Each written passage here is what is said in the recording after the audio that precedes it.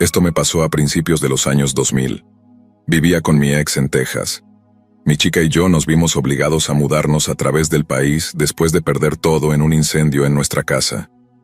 Estábamos en una muy mala situación, y cuando toda esperanza parecía perdida, su familia nos ofreció alquilar un lugar que había estado desocupado. Las pocas cosas que sobrevivieron al incendio, las empacamos en nuestro viejo Jeep, y nos pusimos en marcha.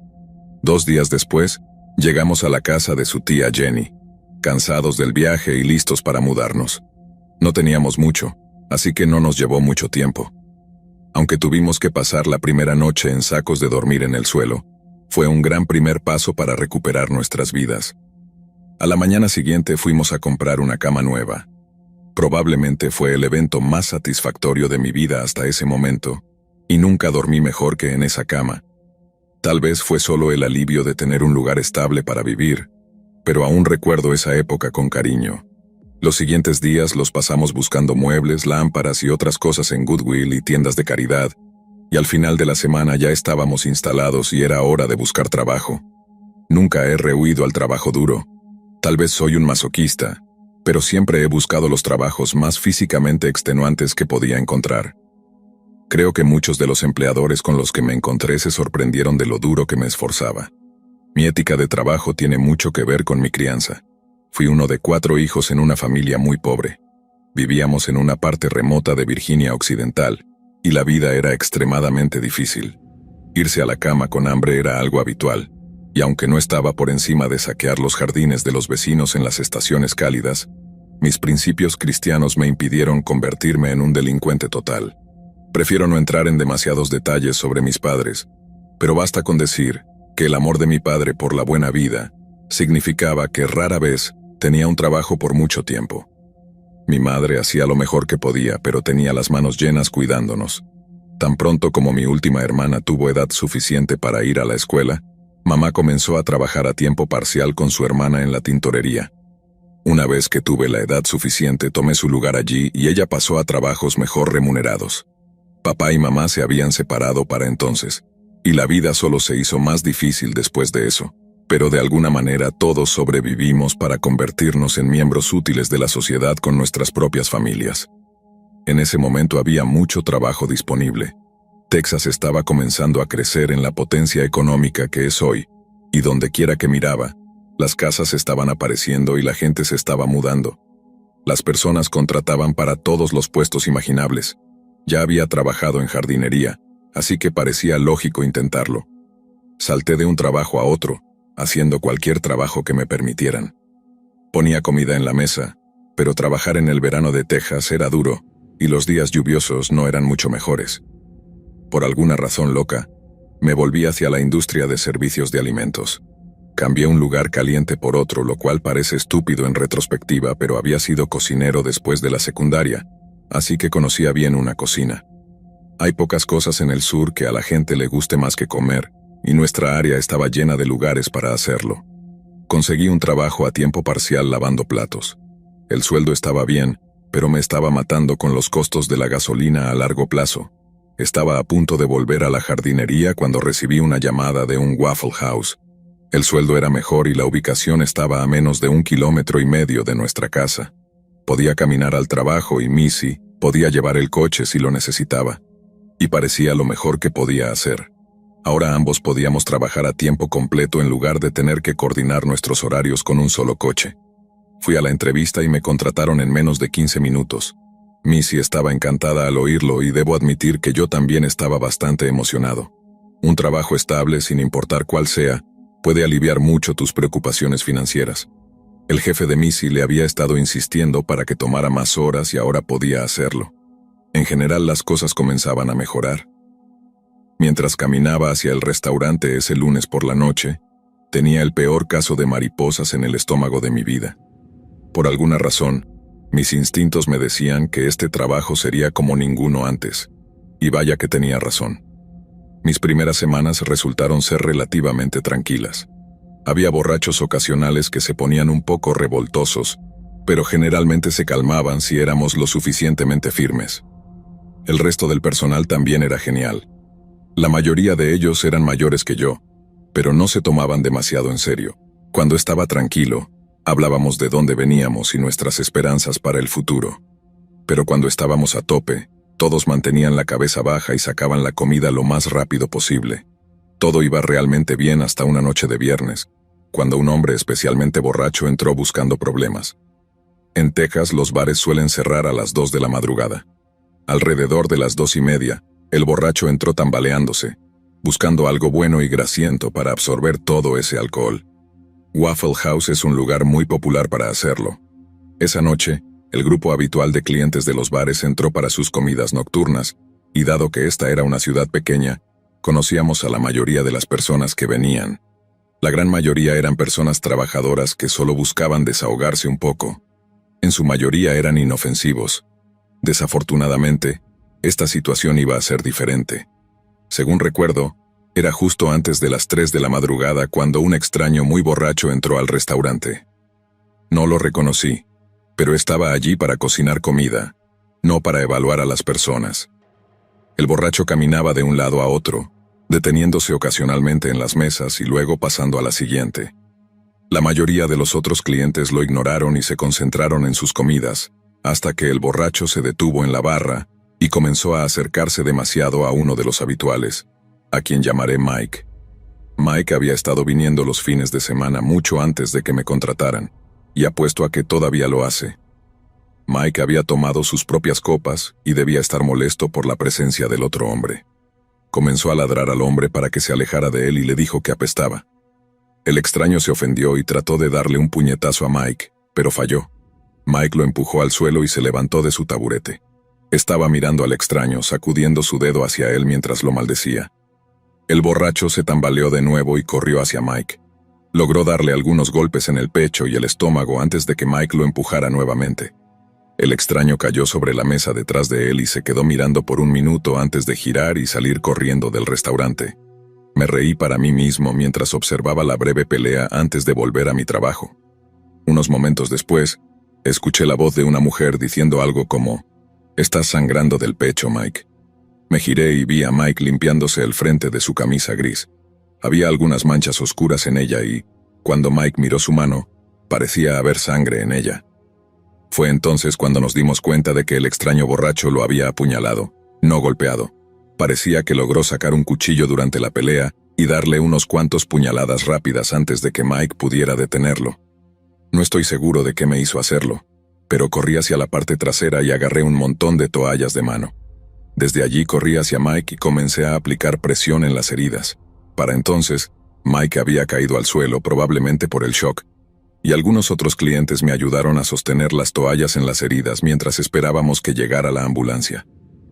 Todo este tiempo, Mike hablaba sobre sus hijos. Hice lo mejor que pude para asegurarle que iba a estar bien, pero para ser honesto no tenía idea de cuán graves eran sus heridas.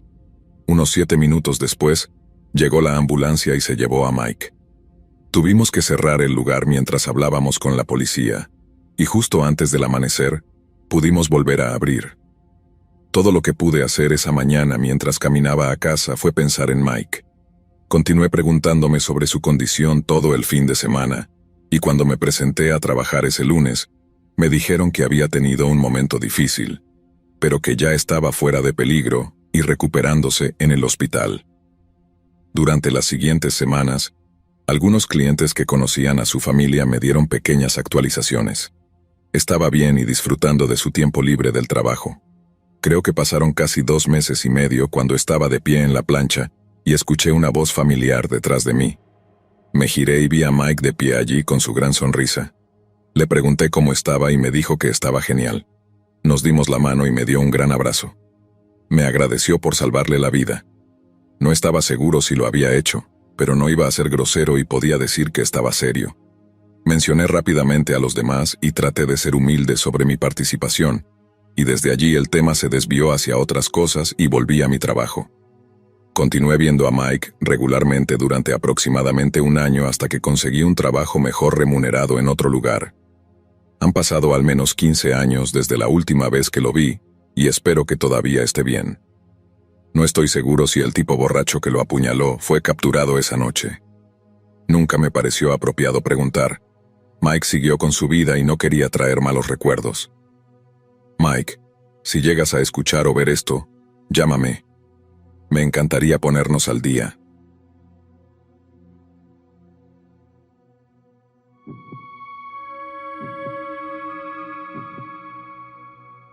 Trabajaba en el Waffle House en Bethlehem, Pensilvania. A veces la gente me pregunta si alguna vez vi una de esas peleas en Waffle House o algo así, pero sinceramente, no era ese tipo de lugar. Estábamos a solo unas cuadras de varios bares y cosas así, y el campus de la Universidad Lehigh estaba a menos de 1,5 kilómetros de distancia, así que definitivamente teníamos nuestra buena cantidad de clientes durante las horas de medianoche. Pero creo que en todos los turnos nocturnos que trabajé, solo vi tal vez 2 o 3 confrontaciones físicas, y esas consistieron principalmente en un poco de empujones, antes de que las 2 personas que estaban a punto de pelearse fueran separadas por sus amigos. Eso no quiere decir que no terminé renunciando después de un incidente muy violento, es solo que el incidente en cuestión resultó ser considerablemente más perturbador que una estúpida pelea callejera. Como probablemente puedes adivinar, los turnos nocturnos de fin de semana tendían a ser los más ocupados cuando se trataba de estudiantes universitarios borrachos o fanáticos de los deportes que pasaban por allí para los especiales All-Star. Pero los turnos nocturnos entre semana en realidad podían ser bastante tranquilos. Llegaban algunos fumados risueños que se quedaban mirando los menús durante como 20 minutos antes de ordenar, pero nunca causaban problemas. Y lo mismo sucedía con los camioneros y trabajadores de turno que venían sobrios por sus patty melts y hash browns. Pero una noche, entró un tipo súper sospechoso con pinta de drogadicto, y juro por Dios que cuando entró por primera vez, estaba como un 90% seguro de que iba a sacar un arma y robarnos. El Waffle House en el que trabajaba nunca había tenido un solo robo durante todo el tiempo que estuve empleado allí, pero aún así, era uno de tus mayores temores cuando trabajabas en el turno de noche. Y cada vez que entraba alguien que encajaba con ese perfil, básicamente cualquier persona que pareciera estar drogada, siempre nos poníamos un poco nerviosos y le echábamos un ojo extra. El tipo definitivamente estaba drogado con algo y no solo estaba muy nervioso, sino que después de pedir su comida, simplemente se sentó en su cabina, mirando ocasionalmente hacia nosotros, sin siquiera tocar su sándwich de queso a la parrilla.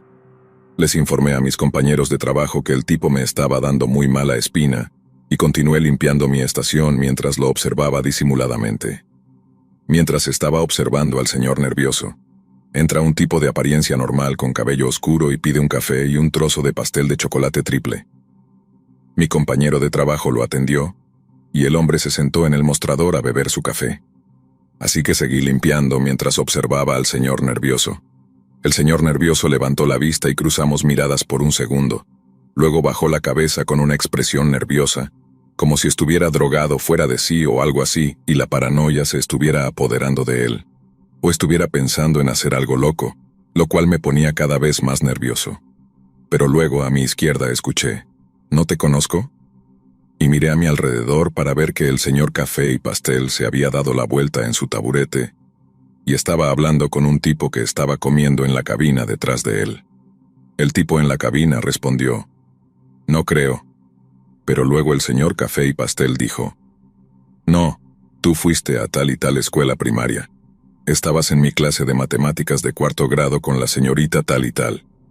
Podía escuchar que el tipo en la mesa estaba teniendo un momento de reconocimiento, pero no los estaba observando como observaba al señor nervioso.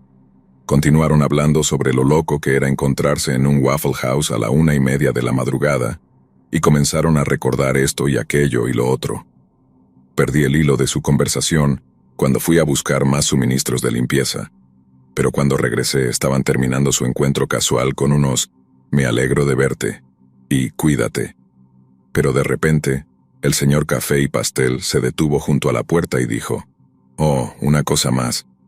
Luego miré justo a tiempo para ver que sacaba una pistola de su chaqueta. El tipo sentado en la cabina no tuvo oportunidad. Levantó la vista justo a tiempo para ver al señor Café y Pastel apretar el gatillo, y luego de 3 disparos el tipo se desplomó sobre su plato de comida a medio comer. El lugar quedó tan en silencio después de que el señor Café disparara su pistola que, después de agacharme detrás del mostrador, escuché el sonido de la pistola cayendo al suelo después de que él la soltara. Permanecía agachado detrás del mostrador mientras escuchaba la puerta abrirse y cerrarse, y luego todos permanecieron en silencio por unos segundos hasta que una mujer comenzó a gritar como una maldita loca. En ese momento realmente no había ningún tipo de plan de contingencia para alguien que recibiera un disparo en la cara en tu Waffle House.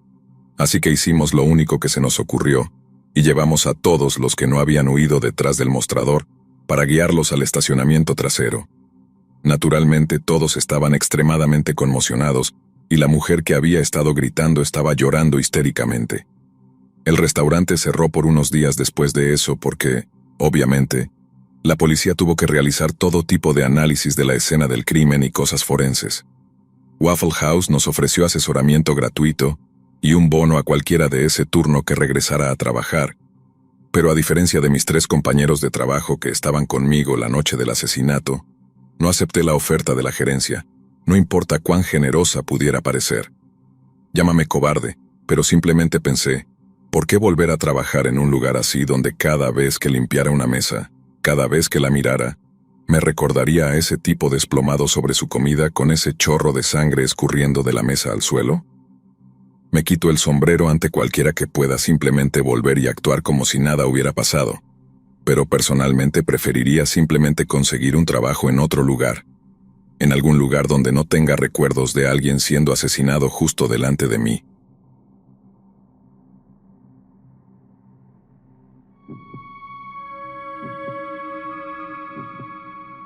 Yo vi algunas cosas locas durante mi tiempo trabajando en un Waffle House. Vi peleas entre familiares borrachos. Vi a algunas personas poniéndose juguetonas en las cabinas, como si pensaran que nadie las podía ver. Y vi a gente consumiendo drogas justo en el mostrador, como si no les importara quien los viera o los delatara. Pero lo peor que vi fue algo que presencié en un turno nocturno tranquilo, un lunes, a una hora en la que nunca esperaba ver algo tan inquietante o aterrador. Como dije, era poco después de la medianoche, así que técnicamente era martes por la mañana, y las únicas 2 personas sentadas eran estos 2 tipos que parecían ser algo más que amigos. Estaban sentados en su cabina coqueteando y tomados de la mano, y en ese momento ambos se levantaron y se dirigieron al baño. Uno de mis compañeros de trabajo esperó hasta que estuvieran fuera del alcance del oído para hacer una broma muy grosera sobre cómo si no salían en 3 minutos iba a entrar para separarlos. Pero era solo una broma tonta. Nadie creía que estuvieran a punto de hacer algo indecente allí. Entonces, en 1 minuto o 2, el mayor de los 2 tipos salió del baño, nos agradeció por su comida y nos deseó buenas noches mientras salía por la puerta y se dirigía a su coche. Pensamos que esperaría a su novio o esposo, o lo que fuera, incluso cuando se subió al asiento del conductor y encendió el motor. Mi compañero y yo pensamos que en cualquier momento el chico que estaba en el baño iba a salir corriendo para unirse a su pareja, pero no. El tipo mayor cerró la puerta de golpe, retrocedió su coche y salió del estacionamiento y se perdió en la noche. Ambos nos quedamos como, qué raro, ¿dónde está el otro tipo? Luego, después de 1 minuto o 2 de espera, me ofrecí a ir al baño para ver qué pasaba. Honestamente pensé que el chico más joven estaría en el baño, probablemente llorando porque el tipo mayor acababa de romper con él o algo así.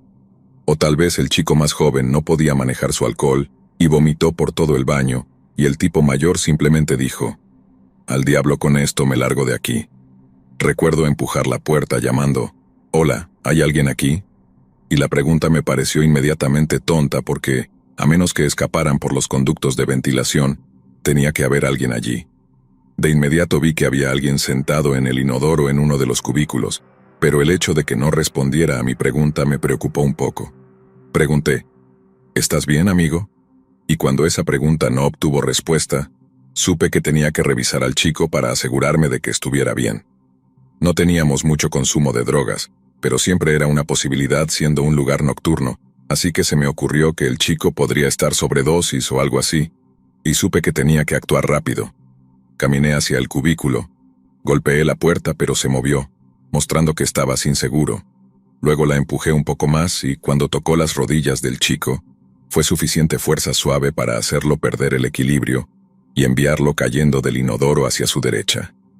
En el segundo que tocó el suelo, vi algo saliendo de su ojo derecho. Su ojo izquierdo estaba completamente abierto e indemne, y parecía totalmente inconsciente. pero claramente había algo largo y delgado que sobresalía de su ojo de una manera que no podía ver exactamente la herida de entrada.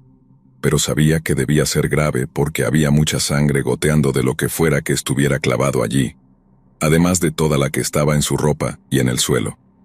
Inmediatamente me sentí enfermo, pero me apresuré a llamar a la policía y le dije a mi compañero de trabajo que cerrara las puertas delanteras porque el restaurante ahora era una escena de crimen.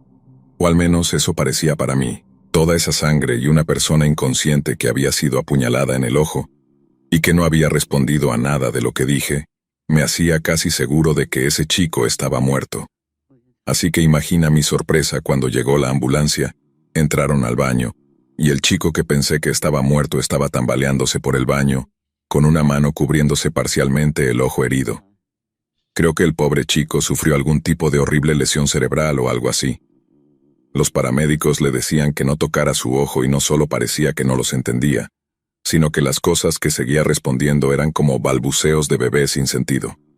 Fue realmente angustiante de ver, y tuve que salir de la habitación mientras los paramédicos trabajaban en el chico, y luego lo sacaban en camilla hacia la ambulancia. La policía llegó casi al mismo tiempo. Después de cerrar las puertas detrás de ellos, colocamos un cartel de cerrado, y empezamos a hablar con los policías y darles descripciones del tipo mayor y del coche que conducía. Nada de lo que hice o vi fue más loco o aterrador que lo que vi esa noche, y francamente me alegra que nada lo haya superado. Pero lo que me atormenta tanto de todo eso no fue solo cómo ese pobre chico fue apuñalado en el ojo tan profundamente que le afectó el cerebro, sino cómo nunca descubrimos exactamente qué pasó o por qué pasó en primer lugar.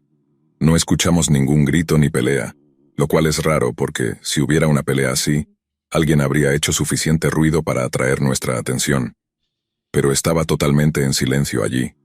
Esos dos chicos parecían una pareja tan feliz y al salir, el tipo que había hecho el apuñalamiento no parecía ni siquiera haber sudado.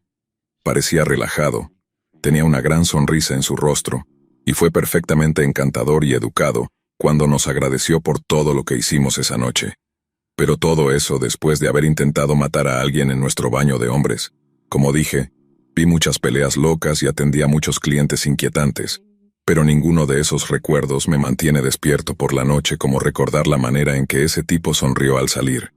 Era como si quitarle la vida a alguien, o al menos intentarlo, fuera lo más normal del mundo para él.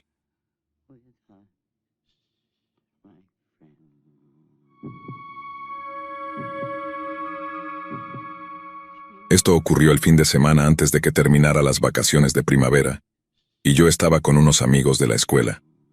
Este era mi último año en la escuela secundaria. Todos, excepto mi amigo Keith, estaban en su último año. Keith estaba en tercer año. Para ser específicos, era sábado por la noche, alrededor de medianoche. Los cuatro nos metimos en el Mustang de Keith y fuimos a ver una película temprano en la noche. Después de que terminó la película, decidimos ir al Waffle House para un bocadillo nocturno. Nos encontramos con un par de amigos más y perdimos la noción del tiempo. Y antes de darnos cuenta, ya era muy tarde, mucho después de nuestro toque de queda, incluido el de Keith, que estaba conduciendo. Todos pagamos nuestras cuentas y corrimos hacia el coche solo para descubrir que tenía una llanta desinflada. El pánico empezó a apoderarse de nosotros por un momento, pero Kim, la novia de Keith, logró calmarnos a todos. Yo era el único miembro del grupo que había cambiado una llanta antes, así que obviamente fui elegido para hacerlo esta vez. Comencé preguntándole a Keith dónde estaba la llanta de repuesto, y me recompensó con una mirada muy vacía y un encogimiento de hombros perezoso. Estaba claro que no iba a ser de mucha ayuda, así que fui a buscarla yo mismo, y después de innumerables minutos de escarbar entre una pila gigante de ropa y basura, finalmente la encontré. Por suerte el gato y una llave de tuercas estaban debajo y, una vez que pude sacar todo, rodé la llanta y levanté el coche con el gato. Kim fue lo suficientemente amable como para sentarse a mi lado y alumbrar con su teléfono. Keith y nuestro amigo Seth solo se sentaron en la acera enviando mensajes de texto a la gente, mientras nosotros hacíamos el trabajo. Y para ser honesto, realmente no había mucho que pudieran hacer, pero su falta de preocupación me molestó un poco, especialmente la de Keith. Lo dejé pasar y me puse manos a la obra. La llanta de repuesto parecía un poco desinflada, pero tendría que servir por ahora. y la operación en sí estaba yendo relativamente bien. Parecía que pronto estaríamos en la carretera de nuevo, hasta que llegó un nuevo problema. Justo cuando estaba empezando a apretar las tuercas de la llanta de repuesto, un coche con chicos universitarios se estacionó a unas cuantas plazas de distancia. Normalmente esto no importaría mucho, pero en este caso probablemente significaba problemas. Verás, mis amigos y yo habíamos tenido problemas con estos chicos en el pasado. 3 de los 4 en el coche habían golpeado a uno de nuestros amigos en una fiesta el verano anterior, y Keith y yo nos encontramos con ellos unos días después, y casi nos metimos en una pelea con ellos. Se intercambiaron muchas amenazas, pero sus novias lograron hacerlos retroceder, y sabía que eso no sería el final de las cosas. Y ahora aquí estábamos, casi un año después, sin poder escapar o distanciarnos. Aceleré mi ritmo lo más rápido que pude, pero obviamente era demasiado tarde y solo pasaron unos segundos cuando escuché una maldición borracha a unos metros de distancia. Genial, pensé, como si las cosas no pudieran empeorar. Estos idiotas estaban borrachos como una cuba y sabía que esto no iba a salir bien. En lugar de reaccionar, simplemente continué con mi trabajo, y nuestra única esperanza era terminar esto antes de que estallara una pelea. Keith y Seth empezaron a intercambiar palabras con esos chicos y las cosas se calentaron rápidamente. Le susurré a Kim que las cosas iban a estar bien, pero en verdad tenía mis dudas. La última tuerca fue apretada justo cuando las cosas se descontrolaron. No vi el primer golpe, pero supe que algo estaba mal cuando la luz desapareció. Me di la vuelta y vi a Keith tambalearse y caer al suelo. Seth estaba solo ahora, superado en número 4-1, y sin pensarlo 2 veces corrí hacia el atacante, blandiendo la llave de tuercas de manera salvaje. En retrospectiva es probablemente un milagro que no lastimara gravemente a alguien o matara a alguien con ella. Sé que hice contacto con al menos 2 personas, pero no estoy seguro de dónde, y seguí blandiendo la llave como un loco hasta que escuché una voz detrás de mí diciéndome que parara.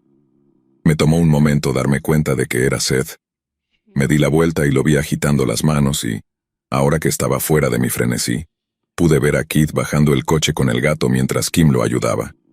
No sabía dónde habían ido los chicos universitarios, y en ese momento no me importaba. Mi único pensamiento era alejarme de la situación. Seth y yo recogimos todas las herramientas y las arrojamos al maletero mientras Keith y Kim se subían al coche y lo arrancaban. Nos metimos en el coche y prácticamente salimos derrapando del estacionamiento. Es un milagro que la llanta de repuesto aguantara y no recuerdo haber revisado las tuercas una última vez antes de irnos, y es ahora cuando empecé a hacer preguntas. Seth esperó pacientemente hasta que terminé para responderme y dijo que los 3 de los 4 estaban a punto de saltar sobre él, pero que yo me volví loco y comencé a blandir la llave, y ellos se volvieron para atacarme, pero los golpeé a todos un par de veces y simplemente se dieron la vuelta y se fueron corriendo. Hasta el día de hoy, realmente no recuerdo mucho de eso. Supongo que no importa, todos salimos ilesos y nunca volvimos a ver a esos idiotas.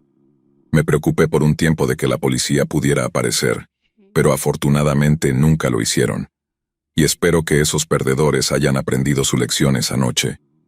No importa cuán duro creas que eres, un nerd asustado con una llave de tuercas probablemente es más duro.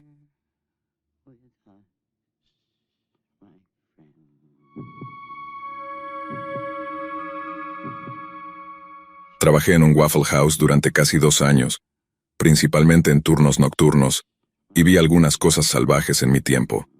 Vi mucho drama y muchas cosas que me hicieron reír a carcajadas, pero era raro que algo realmente me inquietara o me asustara. Sin embargo, hubo una cosa que realmente me afectó y se ha quedado conmigo durante bastante tiempo. Un domingo, justo después de las 6 de la mañana, llegó un tipo vestido como si fuera a la iglesia, con el mismo tipo de alegría también.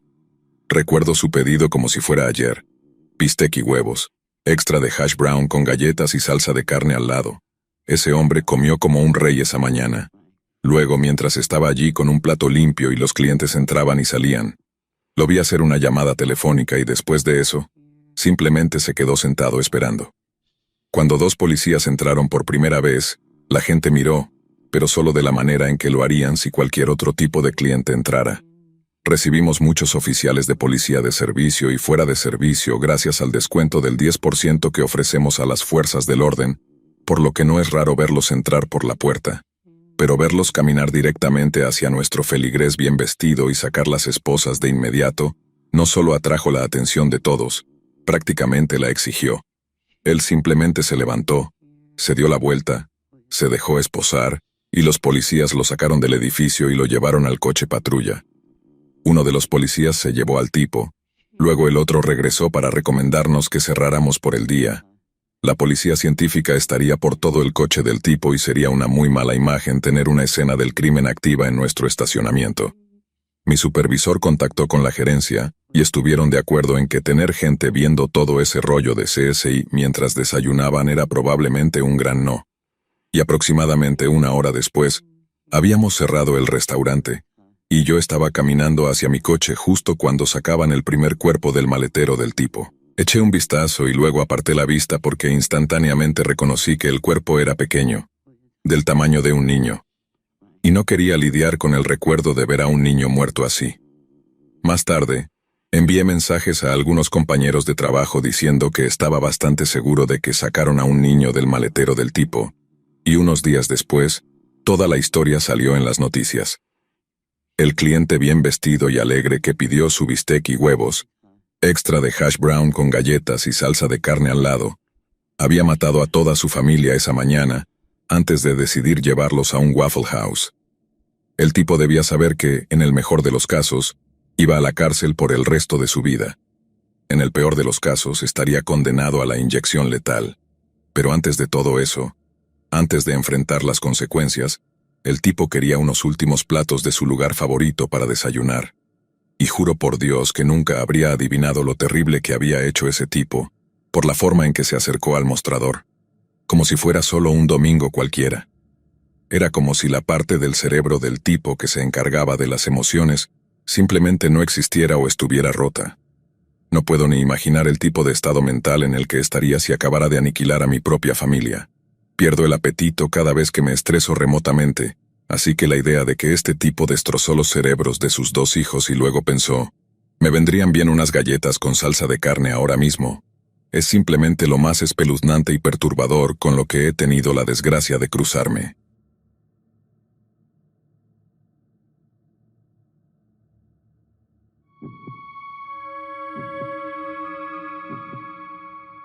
Lo peor que vi en un Waffle House comenzó como una de las cosas más agradables que he visto en un Waffle House.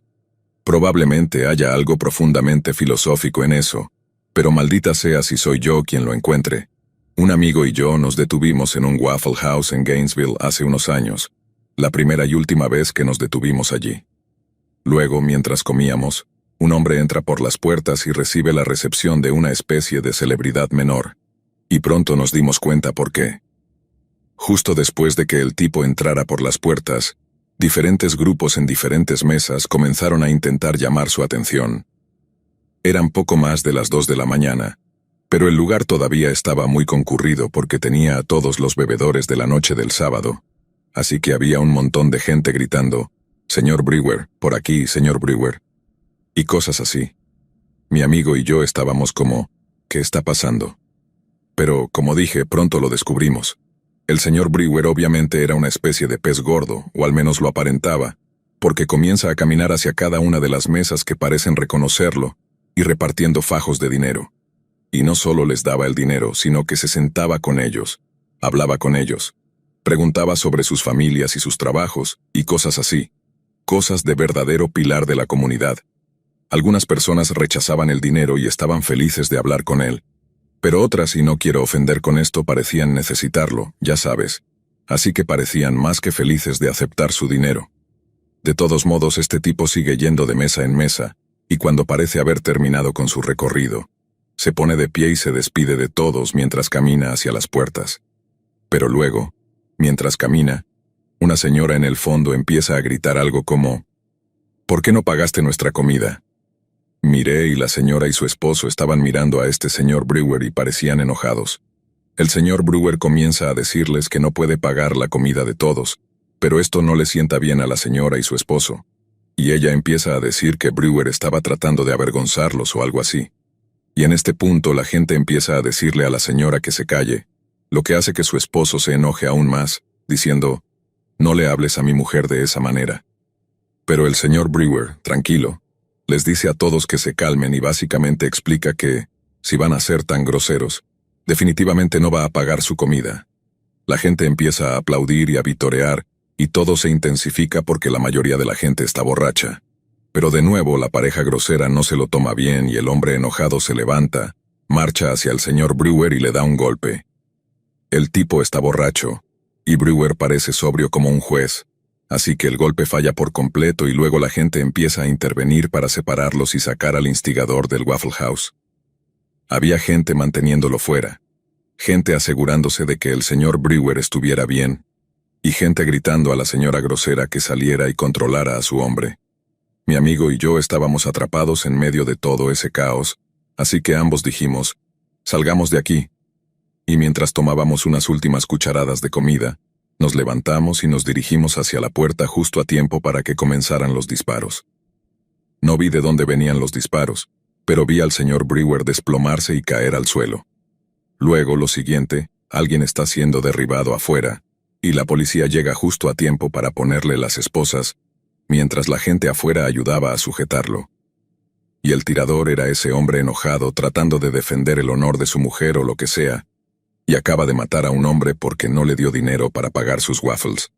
Creo que eso fue probablemente lo peor que he visto, no solo en un Waffle House, sino en toda mi vida. Mi madre amaba esa película, Matar a un ruiseñor, y una vez le pregunté por qué se llamaba así si no había ruiseñores en ella. Ella me dijo que era porque era el peor tipo de pecado matar a un ruiseñor, porque todo lo que hacían era cantar y hacer feliz a la gente.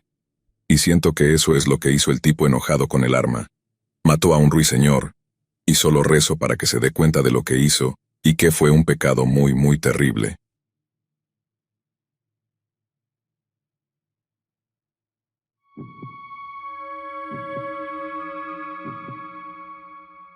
Trabajaba en un Waffle House y solíamos tener a una familia que paraba, cuyo hijo era un total psicópata, pero también tenía serias dificultades de aprendizaje, así que era una situación difícil, por decirlo menos.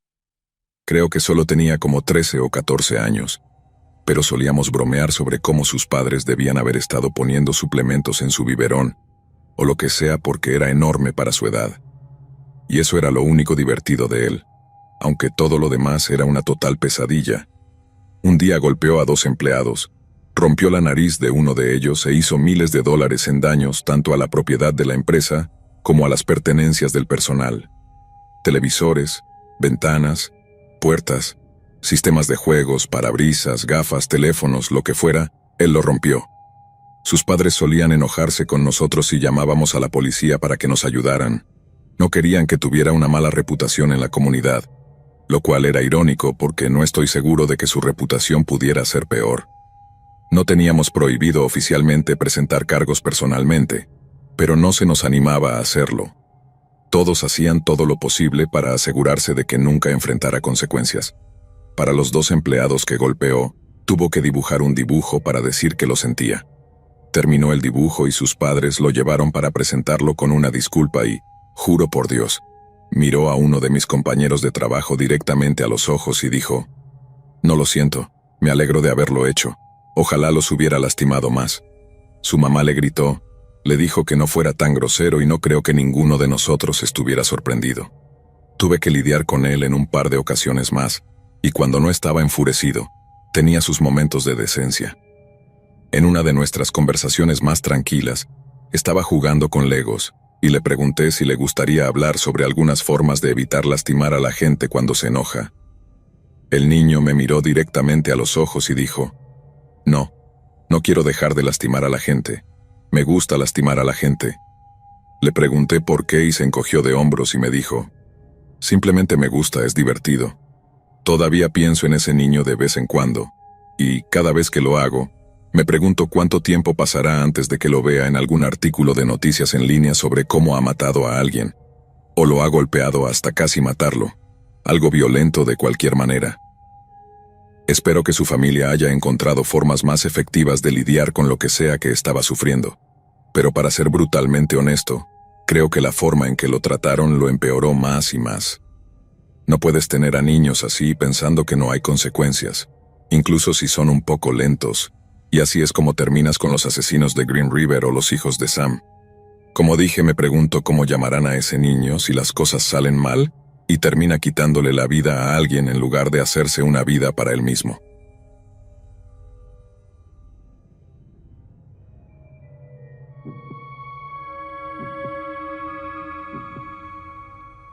En las primeras horas del 22 de abril de 2018, Travis Jeffrey Reinking, de 29 años, llegó al estacionamiento de un Waffle House en el vecindario de Antioch, en Nashville, Tennessee. Sentado en su camioneta, Travis pasó los siguientes 4 minutos contemplando lo que estaba a punto de hacer. Estaba completamente desnudo, excepto por una chaqueta verde delgada que cubría su torso, y en el asiento trasero de su camioneta había un rifle de asalto completamente cargado. Travis nació en Morton, Illinois, el 1 de febrero de 1989. Tenía un historial de conducta errática, paranoia y delirios, y estaba particularmente obsesionado con la mundialmente famosa cantante y compositora Taylor Swift. Una vez les dijo a sus compañeros de trabajo que Swift había aceptado su propuesta de matrimonio, pero cuando se le preguntó sobre la fecha de su supuesto matrimonio, Travis anunció que el compromiso había sido cancelado después de darse cuenta de que era gay, y de que él y Swift nunca volverían a estar juntos. En mayo de 2016, los alguaciles del condado de Tazewell respondieron a una llamada de los padres de Reinking en el estacionamiento de una farmacia. Al llegar, los paramédicos vieron que Travis estaba sufriendo una especie de crisis mental y lo escucharon decir que Taylor Swift estaba hackeando su teléfono y acosándolo. Un informe escrito subsecuente declaró: Travis es hostil hacia la policía y no reconoce la autoridad policial. Travis también posee varias armas de fuego. Más tarde, en 2017, Travis vivía en un apartamento sobre el negocio de alquiler de grúas de su padre en Tremont, Illinois. Trabajó brevemente como operador de grúa para otra empresa, pero dejó su trabajo en marzo de 2017 porque creía que la policía lo seguía y que su última oportunidad de casarse con Taylor se estaba acercando rápidamente. En junio de ese mismo año, un empleado del negocio de su padre llamó a la policía diciendo que Travis había bajado con un rifle y vestido con un vestido rosa. Luego lanzó el rifle en su maletero maldiciendo en voz alta antes de salir del edificio. En otra ocasión, el director de una piscina pública llamó a la policía para informar que Travis había llegado vistiendo, y cito, una bata rosa de mujer. Cuando se le pidió que se fuera, Travis supuestamente se expuso a los salvavidas y a los miembros del público por igual, pero huyó antes de que los oficiales de policía que asistieron pudieran detenerlo. Un poco más de un mes después, agentes del servicio secreto arrestaron a Travis cerca de la Casa Blanca, después de que cruzara una barrera y se negara a irse. El servicio secreto dijo que Reinking había dicho que quería organizar una reunión con el presidente y que mencionó ser un ciudadano soberano. Travis fue acusado posteriormente de la falta menor de entrada ilegal y entró en un acuerdo de enjuiciamiento diferido. Aceptó realizar 32 horas de servicio comunitario y acordó mantenerse alejado de la Casa Blanca bajo la amenaza de cargos mucho más graves. En noviembre de 2017, Travis había completado exitosamente el programa, lo que significaba que su caso fue desestimado por completo. Sin embargo, su condena significaba que las autoridades de Illinois tenían derecho a revocar su autorización estatal de armas de fuego. La policía confiscó entonces 2 rifles de caza de cerrojo, 4 armas largas semiautomáticas y una pistola. Sin embargo, después de ser abordado por el padre de Travis, Jeff Reinking, quien prometió mantener las armas seguras y alejadas de su hijo, las armas fueron devueltas. Travis volvió a trabajar como operador de grúa desde enero hasta abril de 2018 y utilizó sus salarios para mudarse al condado de Davidson, Tennessee. Sin embargo, el 3 de abril, fue despedido después de afirmar que sus compañeros de trabajo estaban, y cito, tras él. No está claro qué hizo Travis durante las siguientes 2 semanas, pero el 18 de abril robó un BMW X6 nuevo de un concesionario en Brentwood, pero fue rápidamente detenido por la policía después de que rastrearon la ubicación del coche utilizando su sistema GPS incorporado. De nuevo, no está claro qué hizo Travis en los días entre su arresto por robo de coches y su llegada al Waffle House de Antioch, pero después de esos largos 4 minutos contemplando su futuro, Travis agarró el rifle, salió de su camioneta y comenzó a caminar hacia el restaurante. Dentro del Waffle House, 2 amigos cercanos, James Shaw y BJ McMurray estaban disfrutando de su comida. James había sido técnico eléctrico desde los 18 años, afirmando: «He estado destruyendo cosas y volviéndolas a armar desde que era un niño pequeño. Desarmaba cosas y solo esperaba poder volver a armarlas». Después de graduarse de la Universidad Estatal de Tennessee, James comenzó a trabajar para AT&T, instalando conexiones de Internet, televisión y teléfono en hogares y apartamentos en todo Tennessee. James y BJ habían estado sentados en la cabina durante unos 25 minutos cuando, de repente, ambos escucharon un fuerte estallido antes de que una ventana cercana se rompiera de repente. «Supe de inmediato que eran disparos», dijo James más tarde, así que BJ y yo corrimos hacia los baños para ponernos a cubierto. Sin embargo, también se dio cuenta de que si se escondía en el baño, estaría acorralado y casi completamente indefenso. Fue entonces cuando James recordó la simple instrucción de 3 palabras que se les había dado recientemente a las personas atrapadas en un incidente violento sin sentido: correr, esconderse, luchar. James se posicionó detrás del mostrador fuera de la vista del suelo del restaurante justo cuando un Travis fuertemente armado entraba por las puertas del Waffle House. Disparó 2 tiros más a los inocentes acobardados, matando a uno y hiriendo gravemente a otro. Pero después de ese segundo disparo, el arma de Travis de repente se atascó. Sintiendo la oportunidad de atacar, James se lanzó sobre el mostrador y se abalanzó sobre el rifle de Travis. Cuando su mano encontró el cañón del arma, un dolor punzante recorrió el brazo de James, ya que el cañón caliente del rifle le provocó quemaduras de 2º grado en la piel de la palma. Pero en ese momento, y gracias a la gran cantidad de adrenalina que corría por sus venas, James apenas sentía ninguna incomodidad.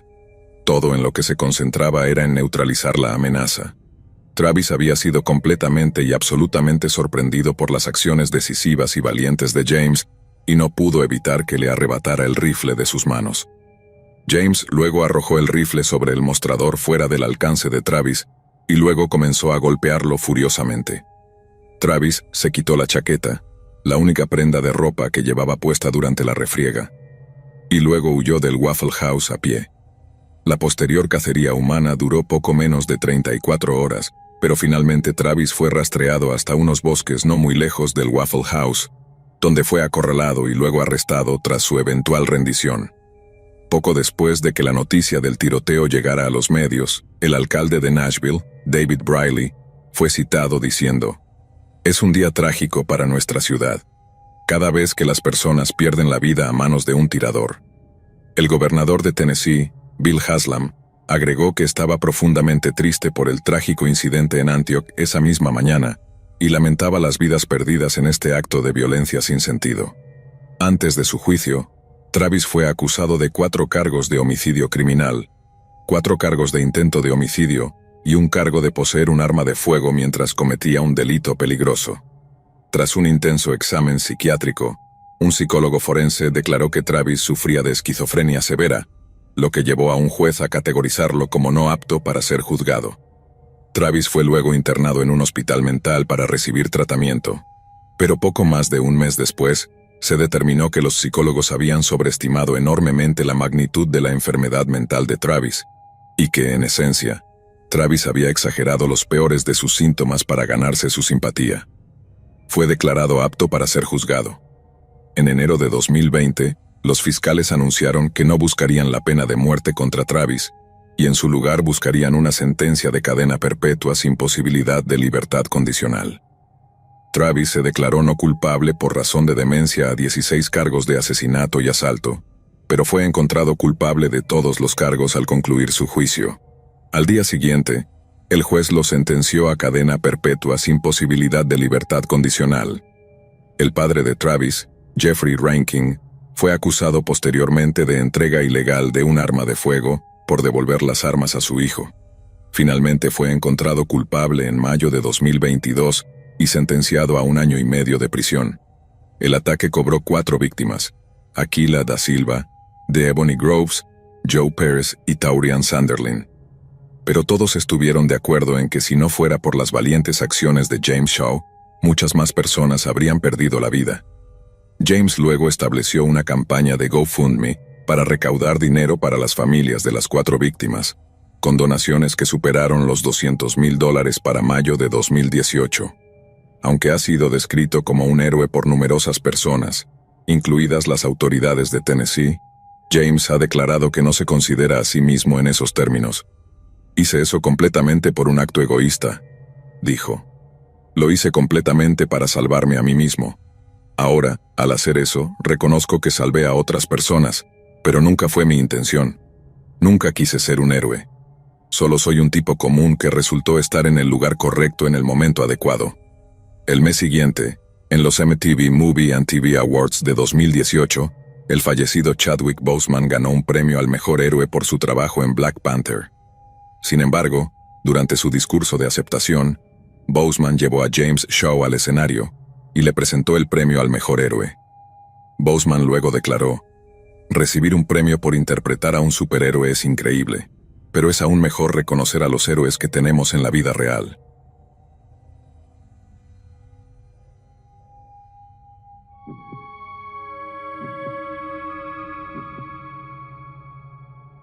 Después del trabajo, me gusta ir con mis compañeros de trabajo al Waffle House a veces. Es divertido, relajante y relativamente barato. Sin embargo, esta noche decidí salir con un par de chicas con las que trabajo. No tengo una vagina yo mismo, pero como todos cerramos juntos, pensamos en ir a comer algo. Mientras comíamos, estaba de frente a la puerta y entraron dos personas con aspecto de drogadas, lo cual es poco común en Waffle House, pero algo en estas dos personas con sudaderas en medio del verano en Texas realmente me puso nervioso. Las dos chicas con las que estaba eran bastante atractivas, y los dos tipos también se dieron cuenta cuando pasaron. He estado en un par de situaciones complicadas, y siempre puedo decir cuándo algo va a suceder, y estos chicos daban esa vibra como ningún otro. Se sentaron detrás de mí, donde no podía verlos en ningún reflejo. Era estresante.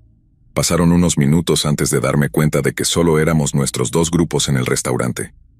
Eché un vistazo por encima del hombro y vi que no estaban comiendo nada, solo bebiendo y mirándonos. Les dije a las dos chicas que deberíamos intentar apurarnos y salir porque estaba cansado, tratando de no asustarlas porque gente como esos tipos se alimenta del miedo. Nos levantamos y los miré. Todavía nos estaban observando con vasos vacíos. En este punto debería decir dos cosas. Tengo una rodilla lesionada por el entrenamiento que me hace cojear un poco y entreno Muay Thai y compito internacionalmente en Jiu-Jitsu brasileño. No soy alguien con quien se deba meter, pero la cojera definitivamente da la impresión de que sería fácil de dominar. Mientras pagábamos, noté que uno de los tipos me señaló y hizo un gesto de apuñalamiento y el otro sonrió. Ambos se levantaron y caminaron hacia nosotros. Una de las chicas con las que estaba hacía comentarios sexuales hacia mí, lo cual era muy visual. Le dije que parara cuando estos tipos se acercaban, y vi a uno lamerse los labios mientras el otro mantenía una mano en su bolsillo. Le dije a la anfitriona que se quedara con el cambio, y apresuré a las chicas a salir, tratando de ocultar mi cojera lo mejor posible. Llegamos al estacionamiento y le dije a una chica que fuera a su coche, y le di a la otra las llaves de mi coche, diciéndoles que se apuraran y se subieran, ya que no podía correr con mi cojera y que les explicaría después. Los tipos salieron cuando yo me subía a mi coche, y vi a uno de ellos sacar algo de su bolsillo, y escuché que gritaba algo que no pude entender por el sonido de nosotros saliendo de allí rápidamente. Le envié un mensaje de texto a la chica que no estaba llevando a casa y le expliqué la situación y por qué estaba actuando raro. Odio pensar en lo que podría haber pasado si no hubiera estado prestando atención a mi entorno.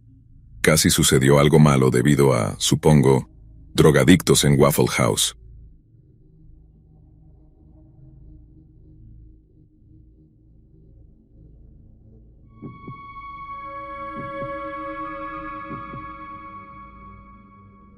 Esta historia es desde la perspectiva de una mujer.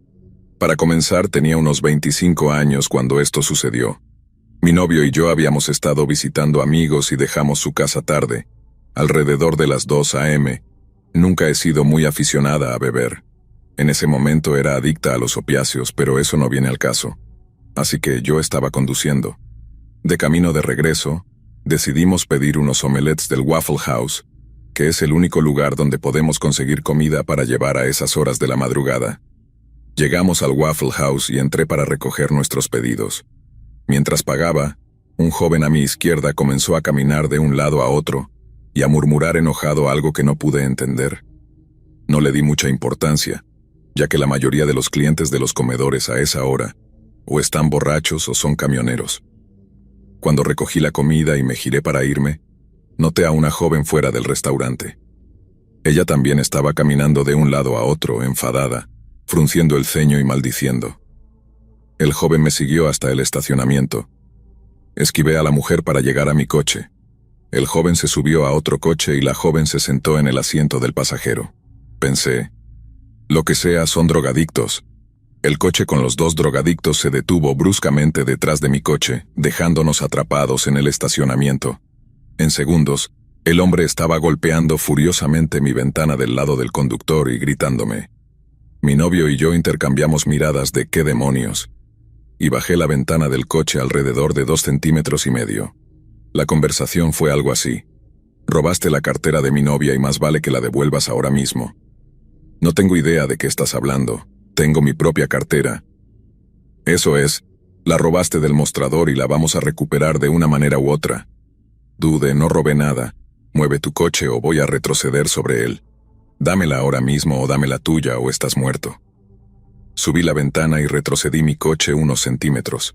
Continuó gritándome a través de la ventana y luego regresó a su coche con su novia. Salieron bruscamente del estacionamiento. En ese momento mi novio y yo estábamos más divertidos que cualquier otra cosa y nos dirigimos a la autopista. Justo entonces, escuchamos el mismo coche rugiendo detrás de nosotros. El hombre conducía como un maniático absoluto, esquivando otros coches, semáforos y señales de alto, hasta que se acercó tanto a nosotros que su coche casi chocó con nuestro parachoques trasero. Tejiendo y sorteando el tráfico esporádico lo más seguro que pude, intenté desviarlos de nuestra ruta. Cada vez que lograba alcanzarnos, encendía y apagaba las luces largas y tocaba la bocina. Dentro de nuestro coche era cegador y ensordecedor. Claro que no iba a ir a casa para que estos drogadictos desequilibrados supieran dónde vivía. Juro que casi podía escucharle gritar incluso sobre el estruendo de la bocina del coche. Mi novio y yo no hablamos mucho, supongo que ambos estábamos en shock y tratando de decidir qué hacer. Al diablo con esto, le dije. Vamos a la estación de policía. Di la vuelta y el coche aún nos seguía de cerca. Cuando entré en la estación de policía, ellos también lo hicieron. Cerré las puertas de mi coche con seguro, tomé mi celular y comencé a llamar a la estación porque no iba a salir del coche. El hombre prácticamente corrió desde su coche hasta mi ventana, golpeándola y gritando. En ese punto ya había pasado de estar preocupada y asustada a estar absolutamente furiosa. Queremos nuestro maldito dinero. Déjame en paz. Dejaré que los malditos policías me registren para encontrar la maldita cartera de tu novia. El hombre entonces se quedó en silencio. Estoy llamando a la policía ahora mismo. Si no la tienes, supongo que no la tienes. Luego corrió de vuelta a su coche con su novia de cara amarga y se fueron derrapando. Me quedé en el estacionamiento de la estación de policía por un rato hablando con los policías de turno. Cuando finalmente nos fuimos, alrededor de las 3:30 a.m., hice varias vueltas por nuestro pueblo antes de finalmente ir a casa. Llegando después de las 4 a.m. legalmente, no surgió nada del incidente. No tenía idea de los nombres de la pareja ni obtuve un número de matrícula. Les dimos a los policías descripciones de su apariencia física y del vehículo, pero parecían más interesados en asegurarse de que yo no estuviera borracha. Gracias, muchachos.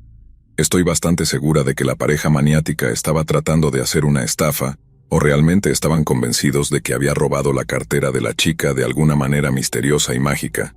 Aunque ellos estaban caminando y murmurando tan pronto como entré en el comedor, e incluso antes de que pagara la comida para llevar. La psicosis por metanfetaminas era probablemente responsable de la severidad bizarra de su comportamiento.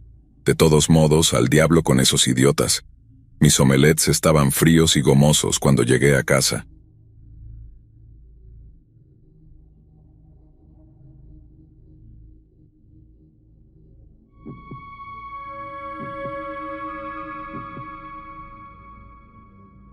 Hace unos años trabajaba en el Waffle House en una ciudad universitaria, así que la gente rara no es realmente inusual. Para empezar, solo hay 2 restaurantes abiertos las 24 horas allí, y yo trabajaba el tercer turno en el Waffle House. A veces, cuando el coche de una persona se averiaba, la policía la dejaba en uno de estos dos lugares. No se suponía que debían hacerlo, así que los dejaban a una distancia caminable, pero no justo afuera, como una especie de vacío legal de mierda. Un día estaba trabajando con un cocinero y otra camarera. Los llamaremos Joel y Sandra. Alrededor de las 11 p.m., este viejo entra al vestíbulo con una bolsita. Primero, usualmente no recibimos personas mayores después de las 8 p.m. o más tarde. Segundo, este tipo es inquietante como el infierno. Comienza diciéndonos que su coche se averió en la autopista y que la policía lo dejó en el estacionamiento de al lado. Me siento mal por él porque es medianoche, no es de aquí y no tiene dinero. Así que le sirvo un poco de café gratis. Mis compañeros de trabajo usualmente están drogados, así que supongo que el café gratis no me hará perder el trabajo. Aquí es cuando el tipo empieza a hablarme sin parar. Apenas puedo decir una palabra, lo cual es difícil ya que normalmente soy la que habla. Habla sobre lo que le pasó y luego empieza a intentar vender las herramientas que tiene en su bolsa. Por supuesto le decimos que no, pero sigue insistiendo. También comienza a entrar y salir de la tienda. La primera vez que lo hace, Joel, quien es exmilitar, revisa su bolsa para asegurarse de que no tenga armas porque está empezando a levantar sospechas. No había nada más que herramientas, así que empezamos a sentirnos un poco más seguros. Cuando vuelve a entrar, sigo hablando con él. Joel y Sandra se alejan al otro lado de la tienda y observan. Tengan en cuenta que este tipo es literalmente la única persona aquí. No empezamos a recibir gente hasta la 1:30 cuando todos salen de los bares. Ahora está empezando a hablar de cosas muy extrañas. Le digo que estoy interesada en estudiar prisiones y me dice que la mejor manera de hacerlo es ser arrestado. Luego empieza a hablar sobre cómo solía estar en prisión, pero nunca dice por qué. Empieza a ponernos realmente nerviosos, así que empiezo a dibujarlo en caso de que el tipo decida matarnos. Así tendríamos algo porque soy buena dibujando cosas. Hay una pequeña pared baja donde usualmente escribimos los recibos de los clientes, así que puedo dibujarlo sin que él se dé cuenta. No es que eso importe ya que está mirando hacia adelante mientras me habla. Empezamos a recibir clientes porque ya son alrededor de la 1 a.m. Los bares cierran a la 1, así que los que conducen llegan poco después, mientras que los que caminan llegan unos 30 minutos más tarde. Y este tipo sigue hablando sin importar dónde esté. No levanta la voz ni nada, solo sigue hablando al mismo nivel incluso cuando me alejo para atender a otros clientes. En este punto, empiezo a pensar que este tipo es esquizofrénico. Soy estudiante de psicología, así que quiero decir esquizofrenia real y no solo locura. Y en este punto, quiero alejarme pero realmente no puedo porque tengo miedo de que haga algo. Lo hace, pero no lo que temía. Empieza a insultar a los clientes. Le dice a un chico que está gordo y empieza a preguntarle por qué está tan gordo y le dice que necesita perder peso. Luego habla con una familia de viajeros y dice, «Tu esposa e hijos están bien, pero ¿por qué eres tan feo?» Decidimos que tiene que irse. Joel le dice que tiene que irse ya que le hemos advertido varias veces que deje en paz a los otros clientes. El tipo empieza a gritarnos y me mira fijamente y pregunta por qué debería irse, pero finalmente lo hace. Pero vuelve media hora después, y tenemos que echarlo de nuevo por acosar a los clientes. No vuelve esa noche, así que decidimos que debe haber encontrado una forma de llegar a casa, o contactó a alguien. Terminé alrededor de las 7 a.m., y camino a casa.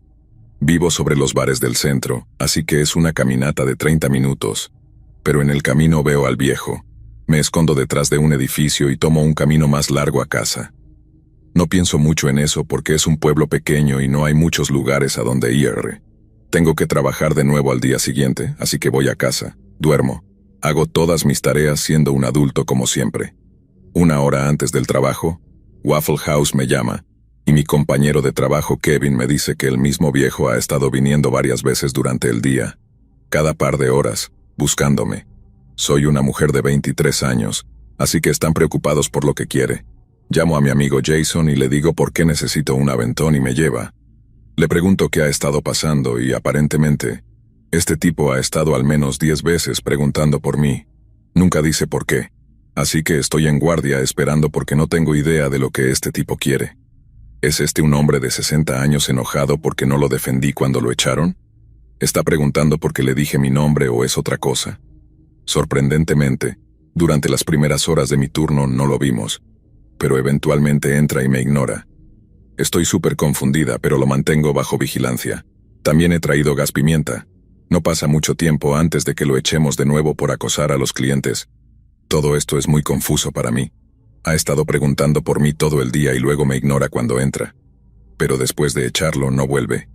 Cuando termina mi turno, mi amigo me pregunta si necesito un aventón a casa. Le digo que no, que este tipo se ha ido y no ha vuelto, así que estoy bien. Bueno, eso es lo que pensé hasta que lo vi caminando hacia mí después del trabajo. Me grita y empieza a venir hacia mí, pero corro dentro de un edificio que sé que tiene otra salida. Salgo por el otro lado antes de que este tipo pueda encontrarme, agradeciendo a todos los dioses que puedo pensar que conozco este pequeño pueblo mejor que él. Todavía no tengo idea de lo que quiere, pero no voy a arriesgarme. Llego a casa por caminos traseros. Llamo al trabajo y les cuento lo que pasó y pido unos días libres. Están de acuerdo y luego me dicen que el viejo siguió viniendo durante los próximos días y finalmente llamaron a la policía y se lo llevaron. Siempre hay una razón para tener miedo.